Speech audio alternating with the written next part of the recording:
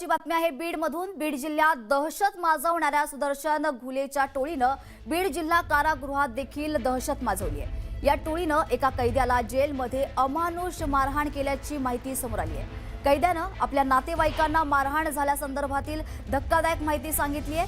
कारागृहातील कैद्याची कथित audio clip news 18 मराठीच्या हाती लागली आहे।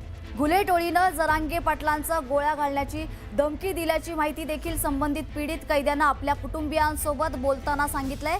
एवढंच काय, जेलर आणि सर्व कर्मचारी घुले टोळीला मिळाले आहेत, त्यामुळे हे तक्रारीचे दखल घेत नाहीत असं देखील संबंधित कैद्यांना सांगितलंय।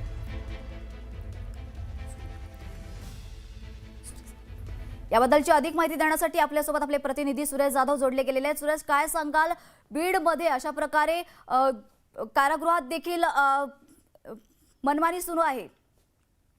कारागृहामध्ये जो झालेला प्रकार आहे, कथित ऑडिओ क्लिप समोर आल्यानंतर मोठी खळबळ उडाली। सरपंच संतोष देशमुख हत्या प्रकरणातील जे आरोपी सुदर्शन घुले आणि त्याची टोळी आहे, त्यांच्याकडून मारहाण झाल्याचा देखील यामध्ये अधर नावाच्या बंदीनं आरोप केलेला आहे। विशेषतः या संदर्भात मी कारागृह प्रशासनाला देखील कळवलं, मात्र ते देखील दखल घेत नाहीत। न्यायालयाला सांगायचं असेल तर तुला कुठं जायचं तिथं जाऊन सांग, आमचं काहीही होऊ शकत नाही, अशा पद्धतीची भाषा आणि धमकी देखील दिली जात असल्याचा उल्लेख करण्यात आलेला आहे। या संदर्भात कारागृह प्रशासनाला विचारलं असता शाब्दिक बाचाबाची झालेला आहे, थोडासा किरकोळ प्रकार घडलेला आहे, मात्र अशा पद्धतीने मारहाण झालेली नाही असा दावा देखील कारागृहाचे अधीक्षक चांदणे आहेत त्यांनी सांगितलेले। मात्र जो घडलेला प्रकार आहे याच्यावरून मोठ्या प्रमाणात चर्चा देखील होते। जवळपास 7 मिनिटाची ही ऑडिओ क्लिप आहे आणि कारागृहामध्ये नेमकं काय काय होतंय, कशा पद्धतीने होतंय हे देखील सांगितलं जात आहे।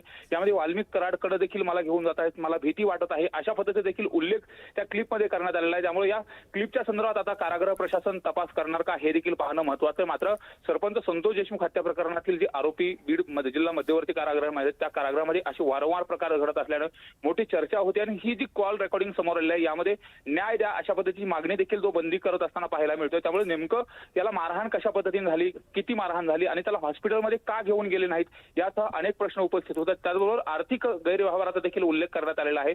तर नेमकं हे सगळं प्रकरण काय सुरू आहे या अनुषंगाने सखोल चौकशी होणं गरजेचं आहे। निश्चितच सुरेश, धन्यवाद दिलेल्या सविस्तर माहितीसाठी। याबद्दलची अधिक अपडेट्स वेळोवेळी घेत राहू।